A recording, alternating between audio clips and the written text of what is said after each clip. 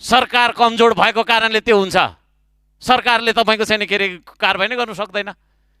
मेरो तेरो नभनिकन फटाले करेक्ट झ्याप गरेर हानु न कोरे कोरालले, त्यस्तो कानुन बनाऊ। यही हो कानुन बनाउने ठाउँ। यसो लाने अनि मायाले छानबिन गर्ने, सोधपुछ गर्ने, अनि तपाईँको चाहिँ के अरे सेटिङमा निस्केर हुन्छ यो देशमा अपराधीहरू। एकजना खेलाडीले देशको शान बढाउनका लागि खेल्यो। चाइनासँगको चाहिँ तपाईँको टुर्नामेन्टमा उसको खुट्टा भाँचिएको रहेछ। आशिष राई भन्ने मान्छे इटरीको, अहिले थाइल्यान्डमा लगाएर राखेको, रुइराखेको छ। उसलाई पनि धिक्कार लागिरहेको होला। के जुनीमा तपाईँको चाहिँ नेपालमा जन्मेछु र के जुनीमा नेपालको खेलाडी भएछु भनेर। अरू देशको खेलाडी त्यस्तो छ त? इन्टरनेसनल प्लेयर्स त्यस्तो छ? मेसीलाई दिने, रोनाल्डोलाई दिने राज्यले तपाईँको सम्मान र तपाईँको छैन त्यो होइन।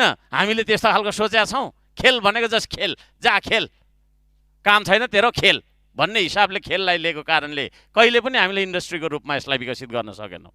आज हाम्रो इन्टरनेसनल खेलाडी चाहिँ विदेशमा खर्च पाइन के भनेर रुँदै बस्नुपर्ने? यो बाध्यताको अन्त्य हुनुपर्छ। नागरिकता मात्रै तपाईँको धारण गरेर नेपाली भइन्छ? खोइ त नि तपाईँको चाहिँ के अरे हामीलाई दिएको अधिकारहरू खोइ कसले दिनुपर्ने हो त्यो अधिकार? एसी भएको छैन, कुछ कोठामा बसिन्छ, एसी भएकै गाडीमा आएको होला होइन, घर गइन्छ एसी नै छ। तर त्यो सडकमा तातो घाममा तपाईँको छैन के अरे होइन, ग्यासको लाइनमा चाहिँ दिनभरि बस्ने नागरिकहरूको पीडा कहिले हामीले बुझ्ने? यस्तो देश हाम्रो भयो जुन देशको प्रधानमन्त्री स्वयंले हामीले छिमेकी मुलुकको सीमा मिच्या छौँ भनेर भन्नुपर्ने, मन्त्रालयमा तपाईँको छैन एसीको तपाईँको हावा खाँदै बसेर देश भेट्न सकिँदैन। देश भेट्नका लागि खोलाखोलीमा जानु पर्यो, खेतमा जानु पर्यो, कारखानामा जानु पर्यो होइन। आन्दोलन गरिरहेका नागरिकहरूको तपाईँको छैन त्यो सडकमा गएर बुझ्नु पर्यो उहाँहरूको के हो आवाज। यो भन्न चाहन्छु। अब सेवा सुविधाको कुरा गर्दाखेरि होइन, सुरक्षा छैन, न्याय पनि छैन, सेवा सुविधाको कुरा गर्दाखेरि ग्यासकै कुरा गरौँ न। यहाँ हामी यसरी बसिरहनु भन्दा ग्यासको लाइनमा गएर तपाईँको छैन के अरे त्यो घाममा उभिन म चाहिँ त्यो अर्थपूर्ण हुन्छ जस्तो मलाई लाग्छ।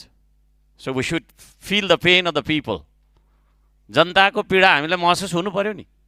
यहाँ गर्न दिएन। स्थानीय तह त प्रदेशको तपाईँको मातहतको कानुनमा चल्छ, प्रदेश सङ्घको मातहतको कानुनमा चल्छ। सङ्घको मन्त्री हो तपाईँ, तपाईँ दिनुहोस् न तपाईँको छैन के अरे धनी पूर्जा। कसले तपाईँलाई रोक्छ? स्थानीय तह कुन चाहिँले रोक्छ?